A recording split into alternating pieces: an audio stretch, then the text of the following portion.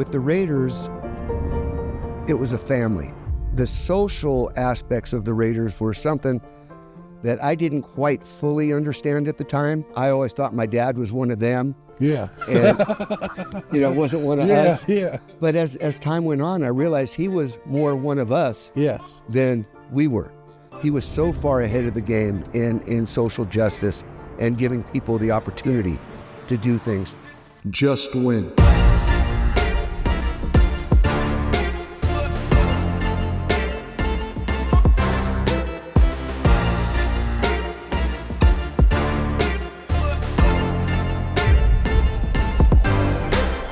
Welcome to the season premiere of Raiders Talk of the Nation.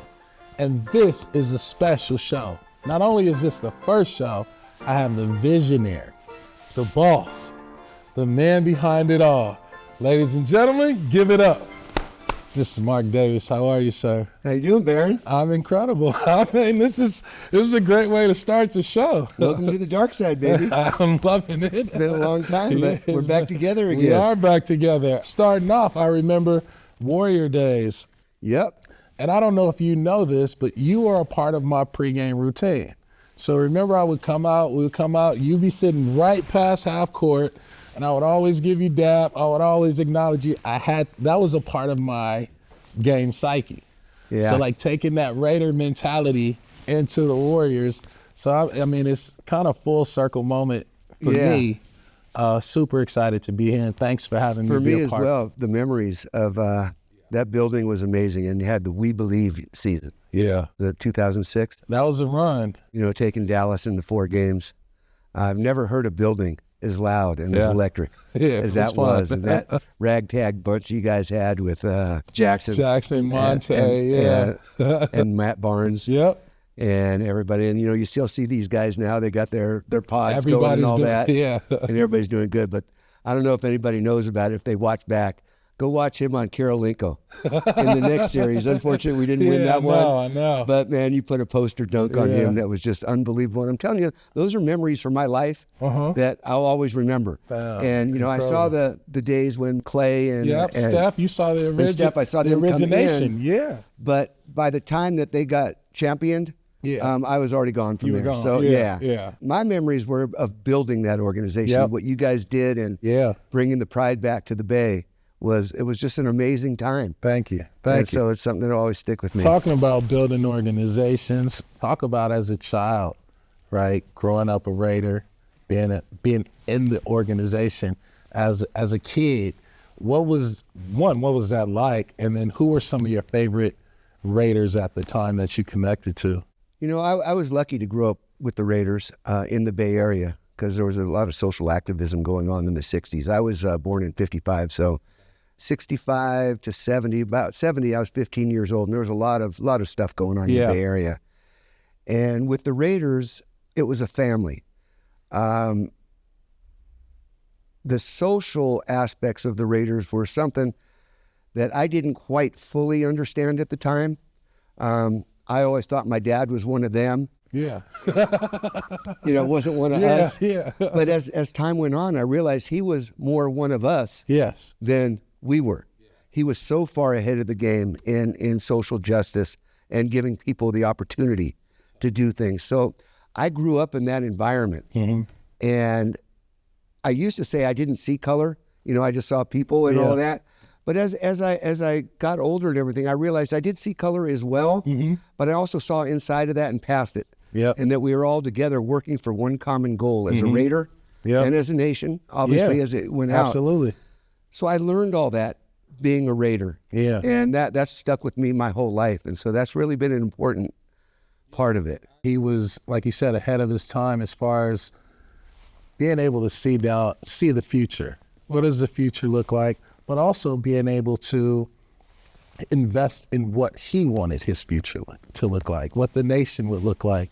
And you talk about, the diversity, you talk about the character, you talk about, looking forward now, once a Raider, always a Raider legacy in the Bay Area, right? Which was one of the most, I would say, socially diverse places, right? Certainly and at was. the same time, one of the most socially undiverse places, right? As far as like the different suburbs to the cities. People think of us as nomads. The Raiders started out, the first couple of years in Oakland playing in San Francisco. Yep. Because there wasn't a place to play. Then we went to Oakland and Oakland. built the Oakland Coliseum and played in there for 15 years or so. And then down to L.A. And with L.A. Back to Oakland for 20 years. And then here to Las Vegas. So there's always a city name, and our DNA is from Oakland. Yeah. And, we'll never forget that as well. But we are the Raiders. Yes. And we stand for certain things. And again, it started with my father and what he stood for. And he had so many slogans that, we live by: pride and poise, commitment to excellence, things of that nature, that we are different, and the Raiders are different.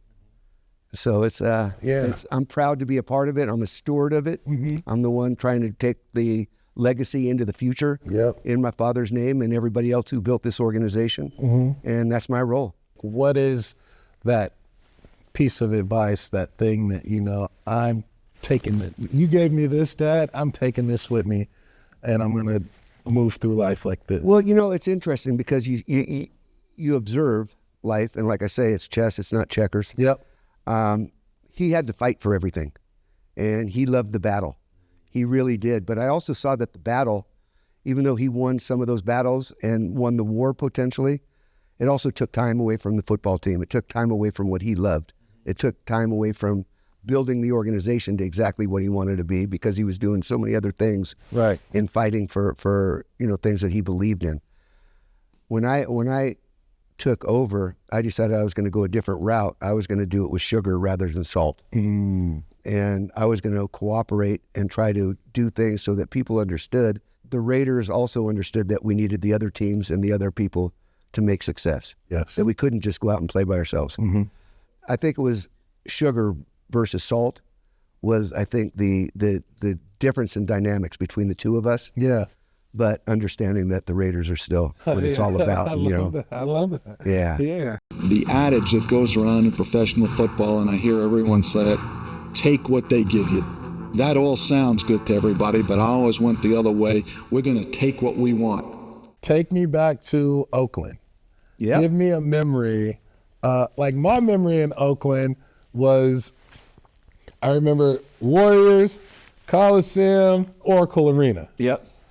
And it was that little tunnel. So I would sneak over and try to hang out and catch some games for the Raiders. That was kind of like my fondest memory of Oakland. Can you tell me some of yours? Yeah, I mean, again, growing up in Oakland, going to junior high school, grammar school actually, and high school. Again, the social climate was just so unique. We had the A's and the Raiders in the early mid 70s, who were a rowdy bunch of people, but they won championships. Yeah. And, the A's won, I think, three in a row at that point in time. Yeah. They were really good from really 74 good. to 76 or 70, something like that. Then, the Warriors with Rick Barry. Yep. I remember those days as well. We got that one. Yeah. And 75, then I think. the Bay Area is a unique place. And, I still have love for it and everything else. I think it was bittersweet leaving there. I don't know if people understand what the dynamics are of having a franchise. Yeah. And having to try to work together as a with the city and the county and the people and everybody else. You have to work together. Yes. Otherwise you don't get anything done. It's, you think about it as big business. It's, I was involved in the Charlotte Hornets moving to New Orleans. Okay. And like in one off season, it was like we drafted a player, then we moved. And the dynamic of Was that before you came to the Warriors? That was right before I came to the Warriors. Yeah. And that dynamic is like, you need the city. The team needs the city just as much as the city needs the team. Well, right. And California is it's really a tough place to get that message across. Yes. I'll just put it that way. Yeah. When I talk about the difference between Nevada and California is that the first word out of somebody's mouth in Nevada is not no. Yeah. If it's not yes, it's let's figure it out. Let's figure it out. Figure out how to work it. It's just such a great business environment here in Nevada because they want people to come here. They want people to work. They want them to be successful. and feeling that you can work together to create something. Being in Vegas, I feel like it's a holy matrimony, because I always say you get the best of Oakland, the best of LA, and everybody loves going to Vegas. You got the message. You're exactly right. If we were going to go anywhere, I thought that this was a neutral type of a site to come, that Oakland and LA could come here and enjoy it. And at the same time, trying to build a fan base here, understanding that it's going to take probably decades to be able to do that.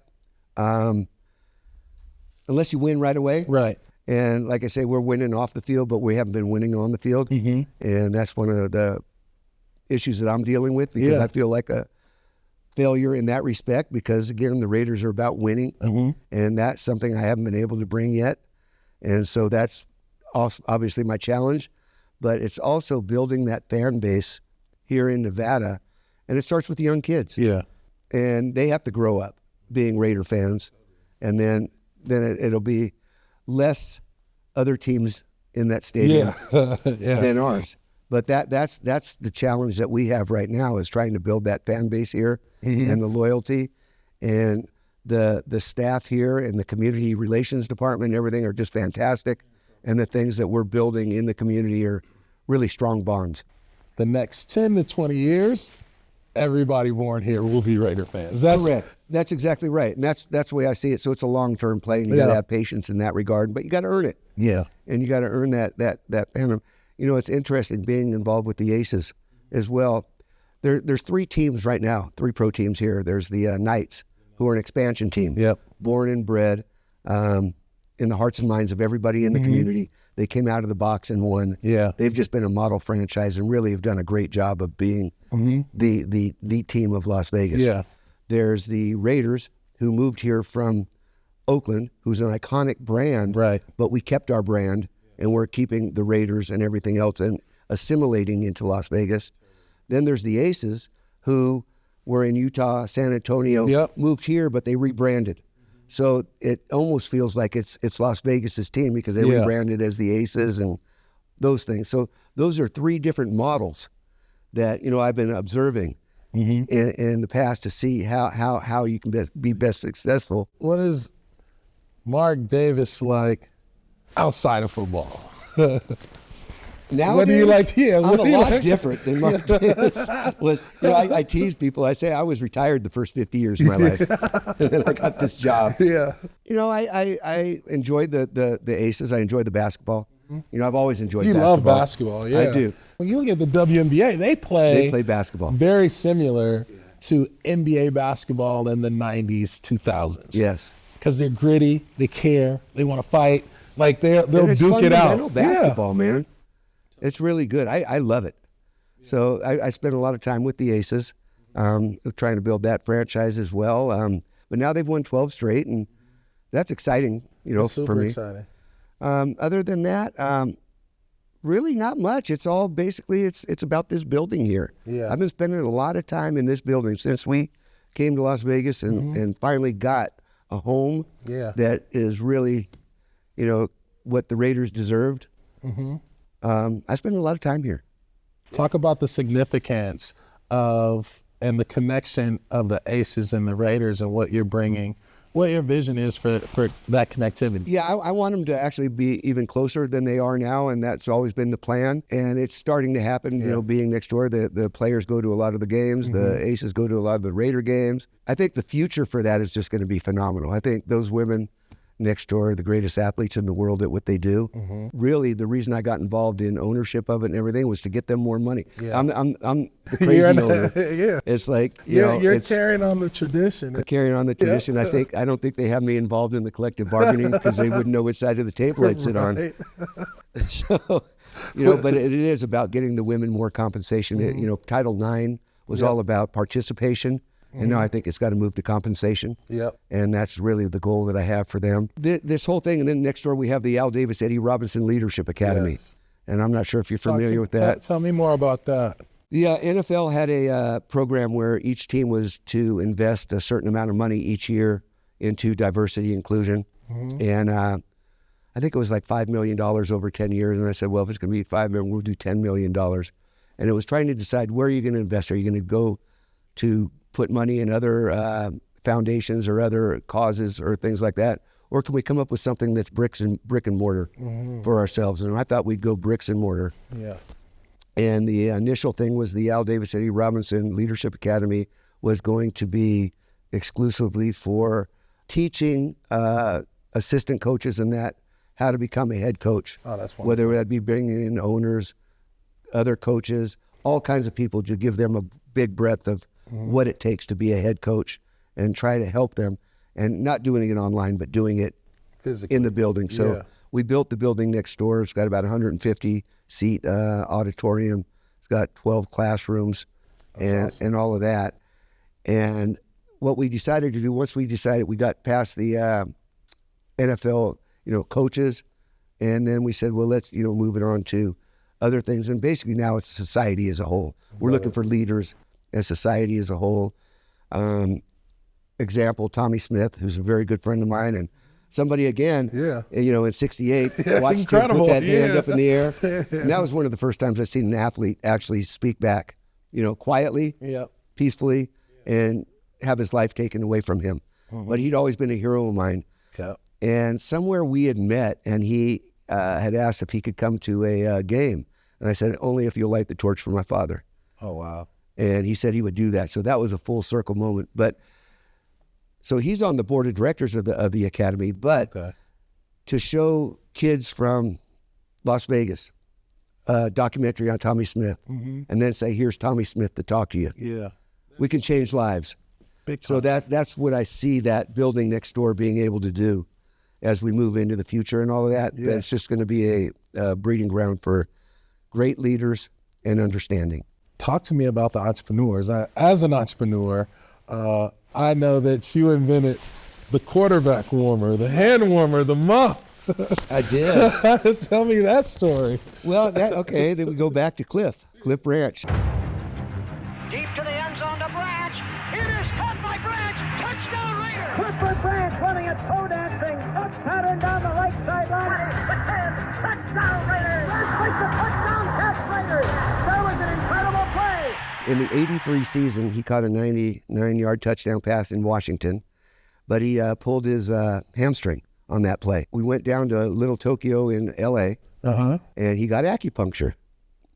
And one of the things they gave him to help with blood flow and everything was a garlic extract product, medicine or whatever. Yeah. And it really worked well for him. I mean, he was back playing, really soon. He was doing acupuncture and doing the garlic extract and massage therapy and everything. But I got intrigued by the garlic extract and ended up contacting the company in Japan to see if I could get a distributorship for it.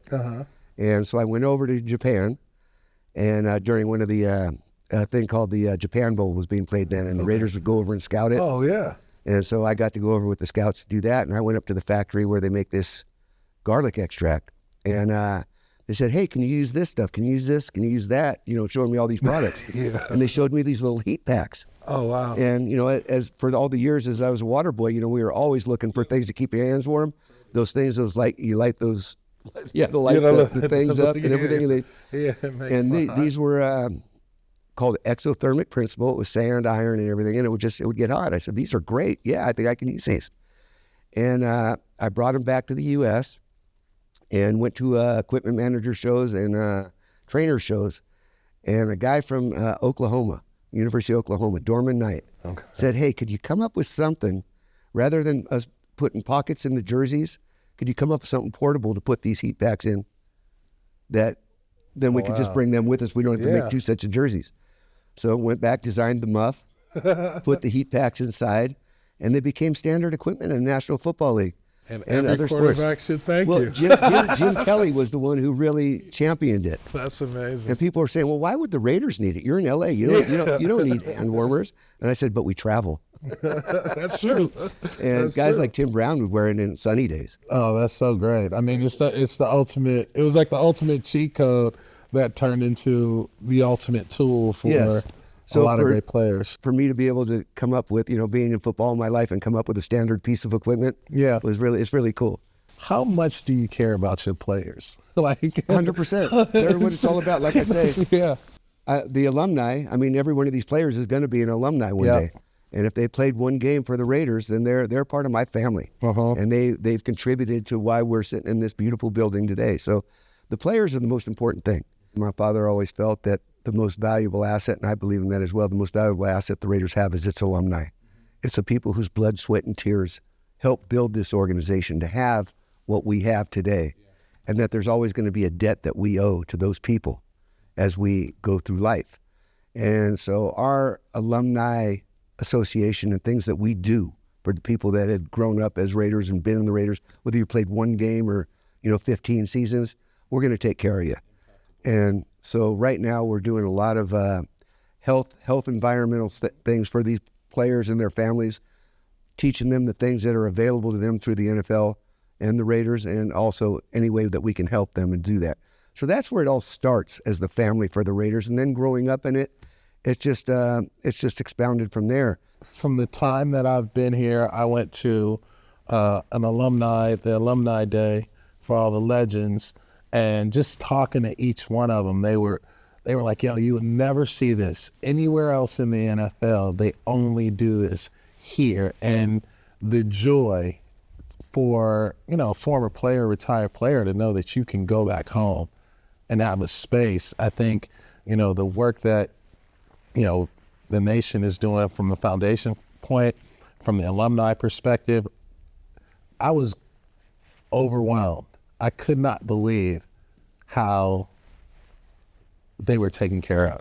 Our alumni department is really special, and they love these players, and they do so much work for them that nobody sees on the outside, but the players see, and the alumni see.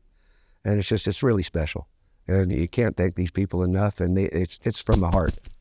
Tom Brady. Okay. You brought Tom aboard. What is that? Yeah, I mean, I caught some passes from Tom Brady when he won his championship year, when he decided to play in Tampa, yeah. Well, you're going to bring up some bad feelings. With him? No.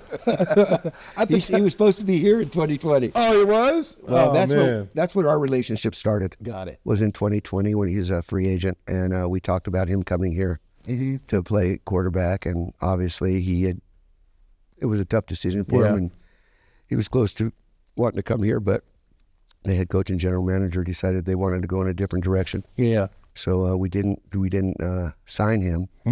But as I got to know him through that process, I let his agent know that when he was done playing, that I would like him to be part of our organization, and let him know. And then it was a couple of years later that he retired, and so we talked, and it wasn't an easy process, but the National Football League eventually let it happen. Yeah. And now, in fact, the other day they changed the rule on him, and he's allowed now to talk to players. Yep. I know. But that's a good thing. But it was really important for me to get some type of infrastructure on the football side of this building. I had gone after John for 6 years, Gruden, and felt he would be the person that could maybe carry the torch forward. And unfortunately, that was cut short through some unfortunate circumstances. And I feel Tom is the one now to take this organization into the future on the football side, and maybe get my failures into successes. Because I'll take all the credit if it works. But you have to. But really, really happy to have him as part of this organization. There's nobody more competitive. He's really a bright person, great person to know. And really selfless when you think about it. He's just great. It's awesome to have somebody like that in the organization. So for the football side, I think we're in good shape. I think the process to pick the head coach and general manager this offseason was a really well done process. Totally. And so I'm excited about that. If there's one thing I know about football, it's the ultimate team sport. It takes every single person. I'm going to say one other thing. It's hard. Every day's hard as an NFL player. Every day's hard as an NFL organization. And you know why it's hard? Because that's where the value is. I just appreciate, this means more to me than anything in the world to see you guys here. For Mark to allow me the opportunity to be a part of this franchise for the rest of my life is a dream come true. Trust, right? Talk about that trust, because that's... Well, I learned from a lot of great leaders. When you think about Upshaw, Shell, You know, all these guys, all these different people from all different walks of life, all different socioeconomic, bringing up religions, everything. Different people coming together as one, but there was always leaders. The only way to play this game is you got to get down in the dirt and get nasty. Let's go.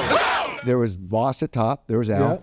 Yep. And then there was John, the coach, or Tom Flores. Yep. Really, those were the 20 years of the Raiders when we were one of the best teams in professional sports. We were the best team. We deserve to be world champions. Baby, I'm proud of you. I'm proud of you. But the players did the leading. The Ted Hendrickses. That, you know, the young guys weren't going to come in here and F around. Right. When they had to look at those guys in the eye. Especially those dudes. Yeah. And, you know, maybe Thursday night camaraderie night or whatever, you know, that might be fun, or Tuesday nights or whatever night it was. They would have fun, but when it came time to get on the field, it was hard work. And so I learned leadership from them and learned how to deal with people and how to deal, and again, my father, obviously, on how to give second chances. Second chances are huge. I mean, you look at, you know, a lot of the players that are being signed, and a recent signing of Amari Cooper. Yep. And it's looking at players and say, like, hey, we can run this back again and give you another shot. Like, that's huge from a player because it keeps you motivated. It keeps you wanting to win. It keeps you wanting to work. That was how the Raiders were built initially. It was interesting because the Raiders were built in a time in the 60s when the NFL, you know, had most of it was basically a white league. Yeah. And the NFL came along, I mean, the AFL came along, it was basically called the Freedom League. Yeah. With the Kansas City, the Raiders, the Chargers, really bringing in players from Grambling and the HBCU, going down there and finding great players that could play that the NFL wouldn't look at. So it was looking at those guys and then looking at second chance guys that the NFL didn't want to have anything to do with, and bringing in great players to make great players and all of that. And that's how the AFL was built, and that's how the Raiders were built, the Chiefs were built, and those teams were built. And it's amazing to just see the where we are today from that. The evolution, Yeah, the evolution of it. Last couple questions. One is just a message to Raider Nation. I'm going to say just win, baby. Just win. You know, that's really what it's all about, trying to figure that part out. But again, progress is always important, and trying to believe in it. And we have to believe in this organization and believe in the people that are leading it right now, with John Spytek and Pete Carroll and Mr. Brady and on the football side of that. And, you know, we got to believe in them and give them, it's hard to ask for patience, but progress is, I think, part of the thing that we have to look for. And again, you know, just we're the Raiders. There's very few organizations that can say that. Who stars in your movie? Mine? Yeah. Oh man, I don't know that I have a movie yet. I don't think the script's been written. So we'll have to see how that's written. It's still been written, right? No, it hasn't been written. It hasn't been finished. I still got things to accomplish here. We still got to get a trophy, another trophy and raise. That's right. I want to thank you. Well, I thank you too, man. This is great. We're moving forward together. Yes, sir. My brother from another mother. That's right. And now we have the nation, and there you have it. Raiders Talk of the Nation. I'm your host, Baron Davis. We got the big boss, the head honcho, Mark Davis, owner of the Raiders, and we're out.